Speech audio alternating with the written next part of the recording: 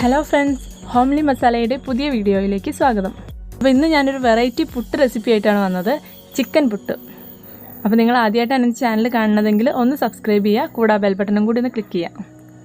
അപ്പോൾ നമുക്ക് വീഡിയോയിലേക്ക് ഇറക്കാം.